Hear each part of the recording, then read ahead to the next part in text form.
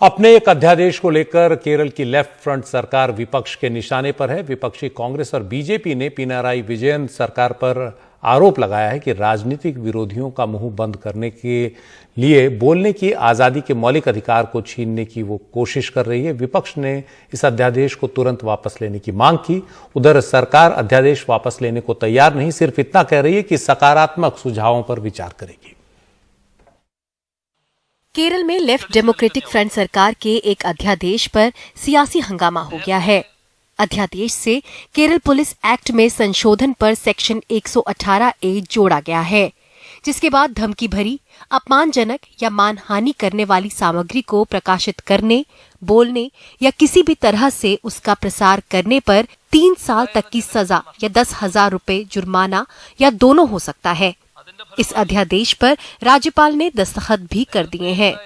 केरल में विपक्ष ने पिनाराई विजयन सरकार को इस अध्यादेश के लिए निशाने पर लेते हुए आरोप लगाया है कि राजनीतिक विरोधियों और बोलने की आजादी को निशाना बनाने की साजिश है।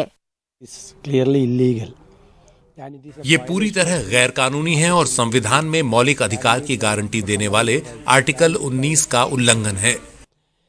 ये सुप्रीम कोर्ट के उस आदेश से बचने की कोशिश है जिसमें इंडियन आईटी एक्ट के सेक्शन 66A को हटाने का फैसला किया गया था। दरअसल केरल सरकार पुलिस राज्य लागू करने और सरकार की आलोचना करने वालों का मुंह बंद करने की कोशिश कर रही है। പോലീസിന്റെ ദുരുപയോഗം സംസ്ഥാനത്ത് വ്യാപകമാവുകയാണ്। ये राज्य सरकार के खिलाफ बढ़ रही लोगों की भावना को दबाने की कोशिश है। കേരള പോലീസ് ആക്ട് ഭേദഗതി ചെയ്തുകൊണ്ടുള്ള സംസ്ഥാന ഗവൺമെന്റിന്റെ തീരുമാനം लेकिन केरल के मुख्यमंत्री पिनाराई विजयन ने इन आरोपों को बेबुनियाद बताया है।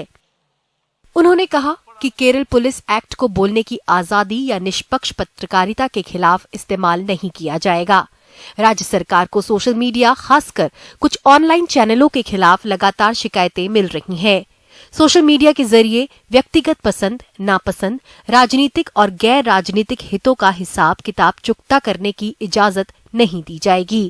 प्रेस की आजादी के नाम पर व्यक्तिगत आजादी का उल्लंघन नहीं किया जा सकता। सरकार इस अध्यादेश से जुड़े सकारात्मक सुझावों पर विचार करेगी। इस बीच पुलिस का कहना है कि वो इस अध्यादेश को अमल में लाने से जुड़ी प्रक्रिया को तय करने के लिए कानून के जानकारों से राय ले रही है।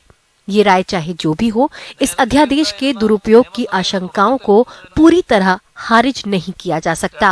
केरल से स्नेहा मैरी कोशी की रिपोर्ट, एनडीटीवी इंडिया के लिए।